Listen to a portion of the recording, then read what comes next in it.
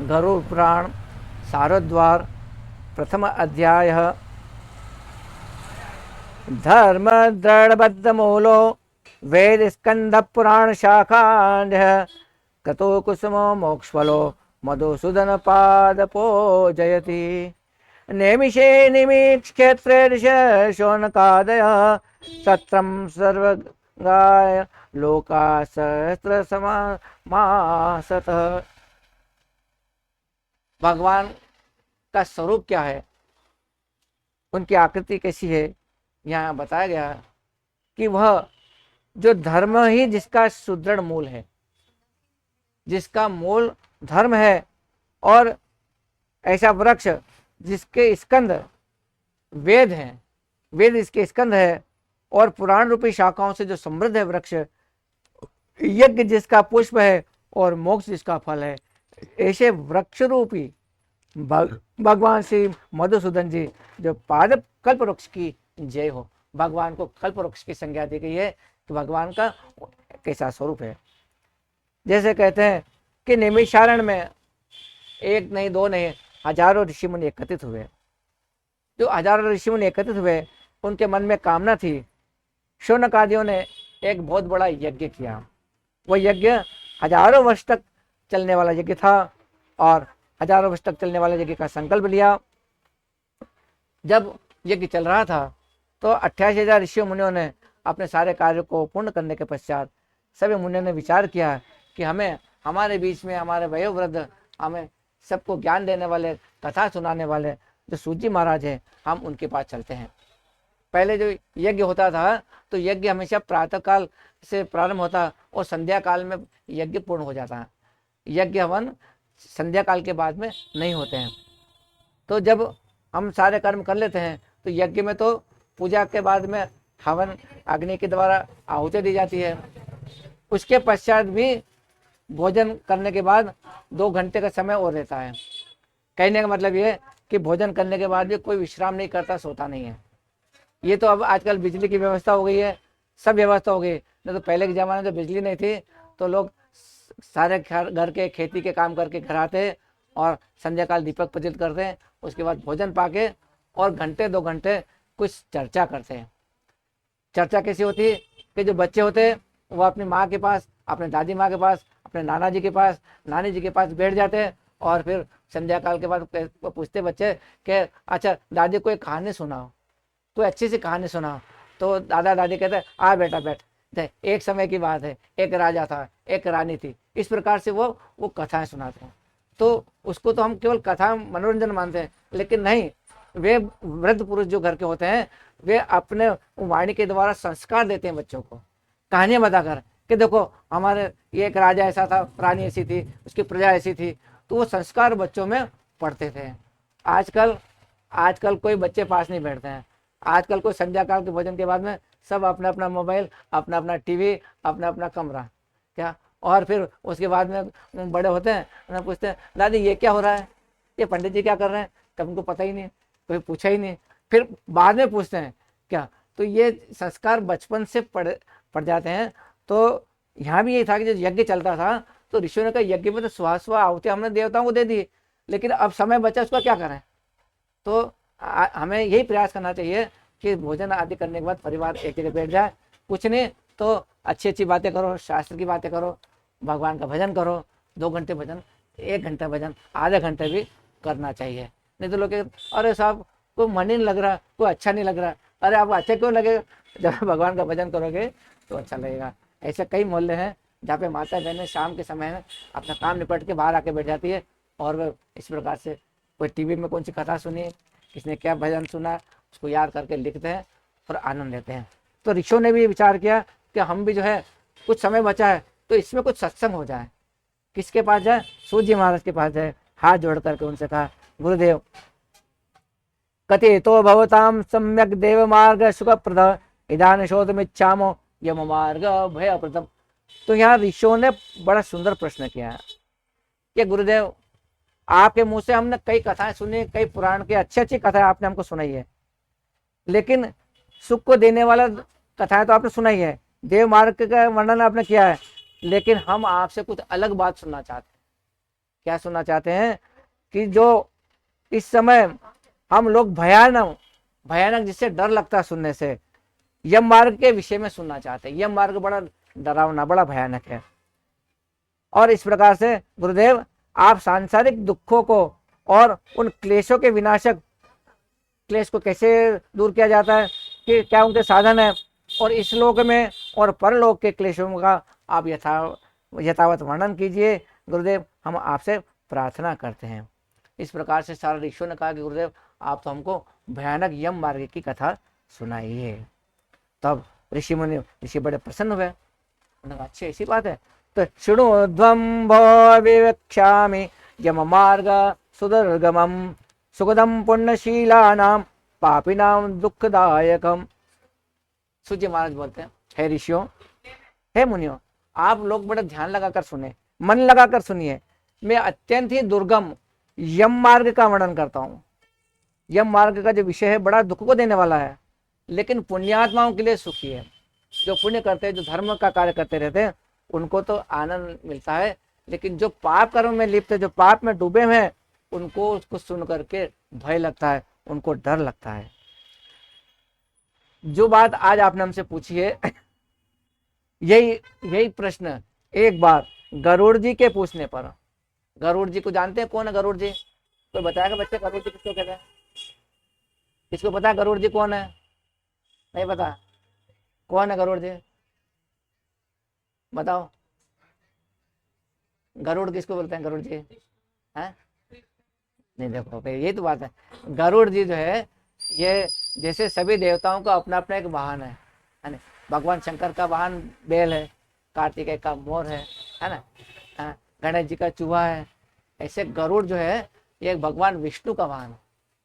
भगवान विष्णु जो है गरुड़ पर बैठते हैं, और गरुड़ इतनी तीव्र गति से उड़ता है, इतनी तेज गति से उड़ता है, भगवान उस पर बैठते हैं। तो गरुड़ जी, जहाँ आपने भगवान विष्णु का मंदिर देखा हो, कहीं यात्रा पे गए हो, तो शिव जी के यहाँ तो नंदीगण आगे रहते हैं, है ना? लेकिन जहाँ अपन बद्री विशाल जाएंगे, अपन जगन्नाथपुर जाएंगे, जहाँ भी जाएंगे, तो वहाँ गरुड़ जी हाथ जोड़ करके, है ना? तो वो गरुड़ जी है। तो गरुड़ जी ने एक बार भगवान से, किससे? विष्णु से प्रश्न किया। उन्होंने जो प्रश्न किया वही उत्तर मैं तुमको बताता हूँ।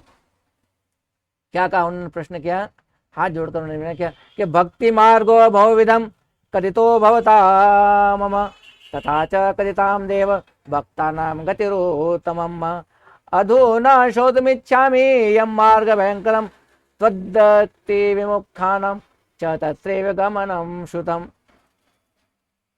गरुड़ जी कहने लगे, भगवान आपने भक्ति मार्ग के बारे में तो बता दिया, अच्छे अच्छे भक्तों की आपने कथा सुना दी है, लेकिन मैं आपसे कुछ ऐसा विषय सुनना चाहता हूँ जिससे भय लगता हो। यम मार्ग में मैंने सुना यम मार्ग बड़ा भयानक है, तो आप मुझे इसका वर्णन कीजिए।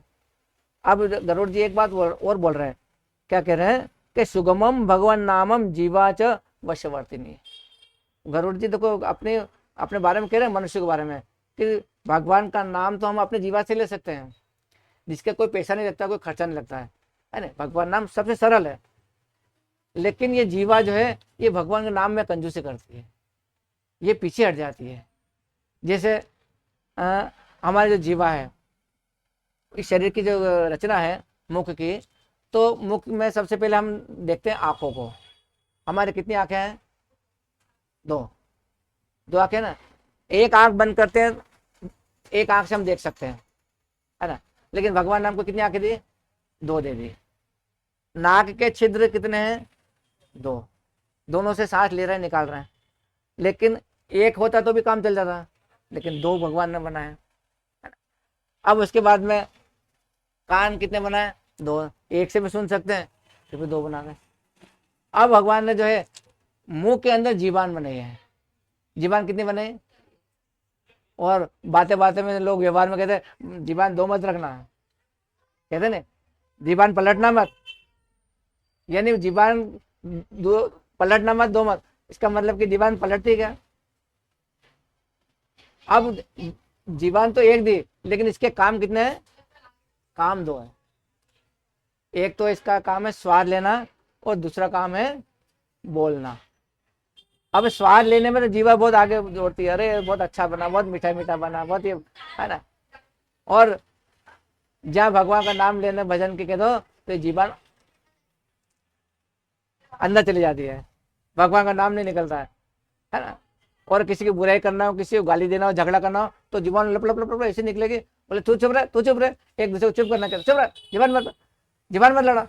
तो देखो जीवन का काम तो भगवान का नाम लेने का है, लेकिन उसमें कंजूसी करती है। ये गरुड़ जी कह रहे हैं कि भगवान सबसे सरल काम है आपका नाम लेना, और आपका नाम लेने से ही उद्धार हो जाता है। अभी चलने दो, अभी अभी हमें एक अध्याय पूरा हो जाए पहले।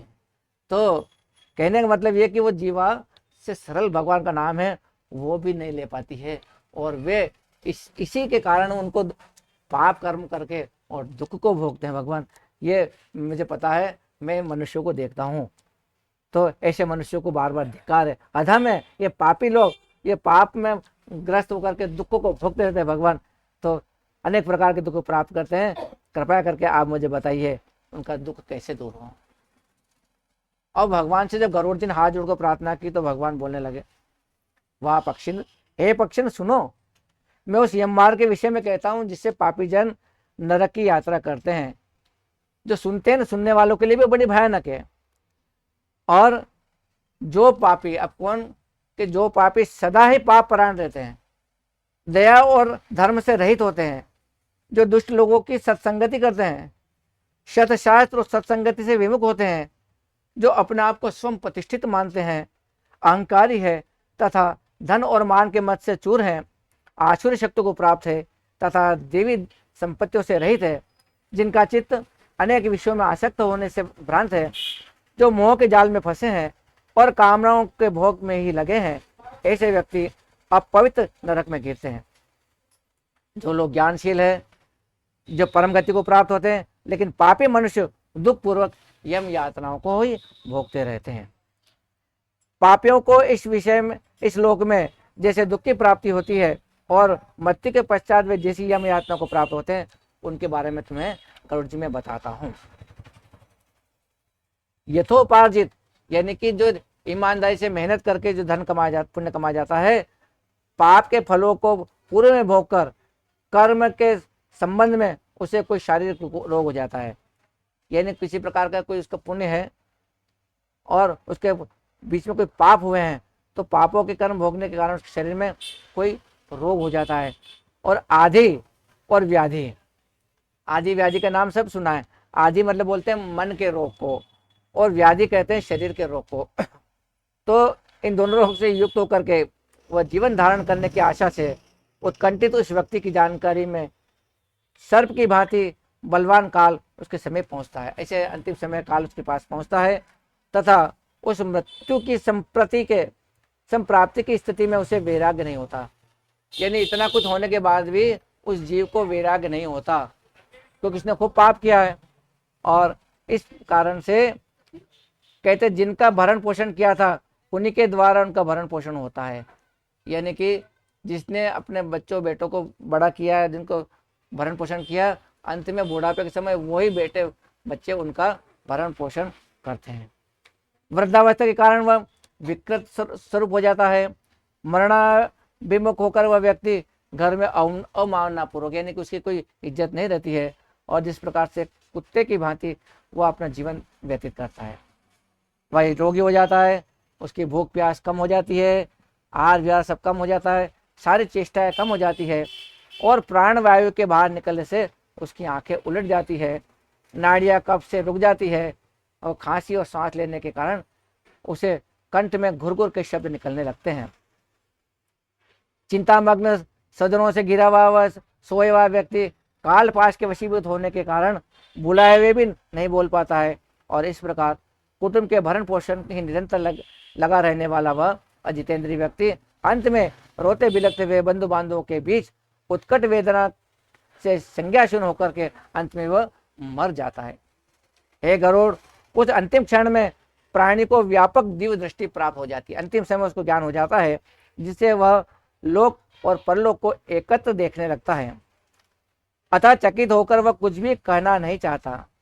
यमदूतों के समीप आने पर उसके शरीर की सारी इंद्रियां विकल हो जाती है, चेतना जड़ीभूत हो जाती है और प्राण उसके चलायमान हो जाते हैं।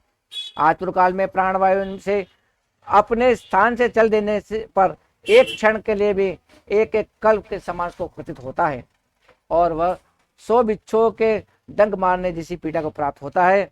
वैसी पीड़ा उस समय उसको अनुभव होने लगती है। वह मरणासन व्यक्ति मुंह से झाग निकलने लगता है, उसका गला भर जाता है, लार टपकने लगती है और पापी जनों के द्वारा उसके प्राण वायु अधो द्वार से निकलते हैं। उस समय दोनों हाथों में पाश लिए और दंड धारण किए हुए, नग्न दांतों को कटकटाते हुए क्रोधपूर्ण नेत्र वाले यम के दूत दो भयंकर पास में आते हैं।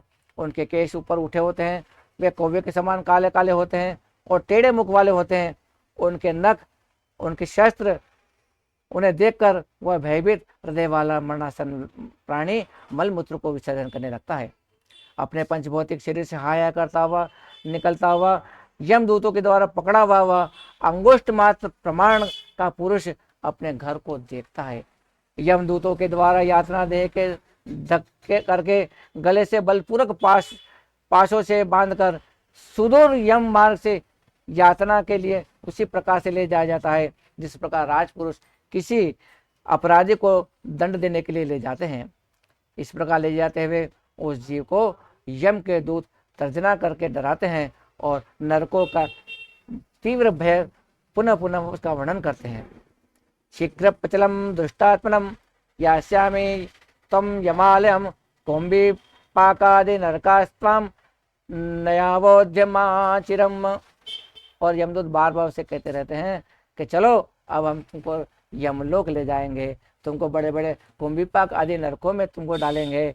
और इस प्रकार यमदूतों की वाणी तथा बंधु बांधवों का रुदन सुनता हुआ वह जीव जोर जोर से हाहाकार करता हुआ, विलाप करता हुआ यमदूतों के द्वारा बार बार प्रताड़ित किया जाता है। यमदूतों की तर्जनाओं से उसका हृदय विदीर्ण हो जाता है, वह कांपने लगता है। रास्ते में उसे कुत्ते काटते हैं और अपने पापों का स्मरण करता हुआ पीड़ित जीव यम मार्ग में चलता रहता है। भूख प्यास से पीड़ित होकर दावाग्नि एवं वायु के झोंकों से संतप्त होता हुआ यमदूतों के द्वारा पीठ पर बार बार कोड़े से पीटे जाते हुए उस जीव को तपी बालू एवं विश्राम रहित, जहाँ कोई छाया नहीं है, जहाँ जल रहित, जहाँ कोई जल नहीं है, असमर्थ होते भी बड़ी कठिनाई से उस मार्ग पर वह चलता है और थक कर जगह जगह गिरता है। मूर्छित होता हुआ वह पुनः उठकर पापी जनों की भांति अंधकारपूर्ण यमलोक में ले जाया जाता है। 2 अथवा 3 मुहूर्त में मनुष्य वहां पहुंचा जाता है। 2 या 3 मुहूर्त का मतलब होता है समय 30 से 35 मिनट के अंदर वह जीव को यमलोक ले जाते हैं और यमदूत उसको घोर नरक यातना की वहाँ कौन कौन सी यातना दी जाएगी उस सब के दर्शन करवाते हैं। और मुहूर्त मात्र में यम और नारकी यातनाओं को भय को देखकर वह व्यक्ति उनकी यमों की आज्ञा से आकाश मार्ग से यमदूतों के साथ पुनः यानी कि फिर क्षण वापस उसी स्थान पर वो चला आता है। मनुष्य लोक में आकर अनादि वासनाओं से बुद्ध वह जीव वापस उस शरीर में प्रवेश करने की चेष्टा करता है कि मैं शरीर में वापस चला जाऊं, क्योंकि यमदूत उस जीव को यम पाश से बांधे रहते हैं और भूख प्यास से पीड़ित वह जीव रोता रहता है। भुक्ते पिंडम शुत्ते दत्तम दानम चातुरकालिकम तथा में नास्तिकताक्षम तप्ते याति न पातकी। हे ताक्ष, वह पातकी प्राणी पुत्रों के द्वारा दिए हुए समस्त प्रकार के पिंड आतुदान के दिए हुए दान को प्राप्त करता है तो भी उस नास्तिक की तृप्ति नहीं होती है। पुत्रादि के द्वारा पापियों के उद्देश्य उसके लिए किए गए श्राद्ध, दान, तर्पण, जलांजलि आदि उसके पास नहीं ठहरती है। अतः पिंड दान को भोगकर क्षुधा से व्याकुल होकर यह मार्ग में जाता है और जिनका पिंडदान नहीं होता है वे प्रेत रूप होकर के कल्प पर्यंत निर्जन वन में बहुत दुखी होकर भ्रमण करते हैं। नाभुक्तम क्षीयते कर्मम कल्प कोटिशतेरपि अभुक्त्वाम यातनाम जंतुर मानुष्यम लभते नहीं। एक बात शास्त्र कहता है कि सैकड़ों करोड़ों कल्प भी बीत जाए तो भी बिना कर्म का फल भोगे हुए कर्म फल का नाश नहीं होता है। यानी कर्म का जैसा कर्म किया वैसा फल देगा भगवान, ये जो बात है ये निश्चित होती है। और जब तक वह पापी जीव यात्राओं को भोग नहीं कर लेता तब तक उसे वापस कोई शरीर प्राप्त नहीं होता। हे गरुड़, इसलिए पुत्र को चाहिए कि वह 10 दिनों तक प्रतिदिन पिंड दान आदि करें। और हे गरुड़, वे पिंड प्रतिदिन 4 भागों में उनका क्रिया बताए किस प्रकार से पिंड बनाया जाए। कहते हैं कि उन पिंडों से 2 भाग के प्रेत के देह के पंचभूतों की पुष्टि के लिए होते हैं, तीसरा भाग यमदूतों को प्राप्त होता है और चौथा भाग उस जीव को प्राप्त होता है।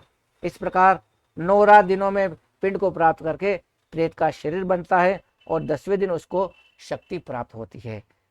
हे खग, हे गरुड़, मृत व्यक्ति देह के जल जाने पर पिंड के द्वारा पुनः 1 हाथ लंबा शरीर प्राप्त होता है, जिसके द्वारा प्राणी यमलोक रास्ते के शुभ और अशुभ कर्मों को भोगता है। यानी कि जब अंगुष्ठ मात्र जीव को निकाला जाता है और प्रतिदिन के हिसाब से जो पिंड किए जाते हैं 10वें दिन तक है, तो वो जो पिंड होते हैं उस पिंड से कोई पिंड शरीर बनता है, उसको पिंड शरीर बोलते हैं, और वो होता है 1 हाथ के बराबर। तो अगर हम कर्म नहीं करेंगे, हम पिंड आदि कर्म नहीं करेंगे, तो वो पिंड शरीर नहीं बनेगा, और पिंड शरीर नहीं बनेगा तो किसी भी प्रकार का हम उसको अन्न जल देंगे उसको ग्रहण नहीं कर सकता है। प्रथमे हनि च पिंडस्तेव मुर्दाम प्रजायते। कहते पहले दिन का पिंड देने से क्या बनता है कि पहले दिन का पिंड देने से उसका सिर बनता है, दूसरे दिन का पिंड से उसकी गर्दन और स्कंद बनते हैं, तीसरे दिन के पिंड से उसका हृदय बनता है, और चौथे पिंड के पृष्ठभाग से और 5वें से नाभि, 6ठे तथा 7वें पिंड से क्रमशः उसकी कमर और गुप्तांग बनते हैं, 8वें पिंड से जांघें और 9वें पिंड से घुटने तथा पैर बनते हैं। इस प्रकार 9 पिंडों से देह प्राप्त करके 10वें दिन के पिंड से उसको भूख और प्यास दोनों जागृत होती है। यानी दशाकर्म जब हम करते हैं तो उस दिन मतलब शरीर पूरा हो जाता है और उस पिंड शरीर को भूख और प्यास लगती है। तथा कहते हैं कि इस पिंड शरीर को प्राप्त करके भूख और प्यास से पीड़ित वह जीव 11वां 12वां ये 2 दिन का भोजन करता है, और 13वें दिन यमदूतों के द्वारा बंदर की तरह बंधा हुआ प्राणी अकेला यम मार्ग में जाता है। हे गरुड़, मार्ग में मिलने वाली वैतरणी नदी को छोड़कर यमलोक के मार्ग की दूरी का प्रमाण 86,000 योजन बताया गया है। अन्य हनि वे प्रेतो योजना नाम शतम। और वह प्रेत प्रतिदिन के हिसाब से यानी कि प्रतिदिन रात 247 योजन के हिसाब से चलता है, और मार्ग में आए हुए इन 16 पुरों को यानी नगरों को पार करके पातकी व्यक्ति धर्मराज के भवन में जाता है। यानी कि जब तक उसको हम पिंड शरीर बनेगा, भूख प्यास लगेगी, 13वें दिन उसकी यात्रा प्रारंभ होगी, और वह 247 योजन प्रतिदिन के हिसाब से 16 नगर को पार करता है। तो पहला नगर का नाम बताया गया सौम्यपुर, दूसरा सौरीपुर, तीसरा नगेंद्र भवन, चौथा गंधर्वपुर और 5वां शेलागम, 6ठा क्रौंचपुर, 7वां क्रूरपुर, 8वां विचित्र भवन, 9वां भल्लाद पदपुर, 10 दुखदपुर, 11वां नानाकंदपुर, 12 सुप्तप भवन, 13 रौद्रपुर, 14 पोयवर्षणपुर, 15 सीताडयपुर तथा 16 बहुभीतिपुर को पार करके इसके आगे यमपुरी में धर्मराज का एक भवन है, वहां पर जाता है, और यमराज के दूतों के पासों से बंधा हुआ वह जीव, वह पापी जीव रास्ते पर हाहाकार करता हुआ रोता हुआ अपने घर बार को छोड़कर यमपुर की यात्रा को जाता है। इस प्रकार से इति श्री गरुड़ पुराणे शारव द्वारे पाप नाम एक मुष्पिक दुख निरूपण नाम प्रथमो अध्याय पूर्ण है। गरुड़ पुराण का ये प्रथम अध्याय यहाँ पर पूर्ण होता है। बोले गरुड़ भगवान की जय।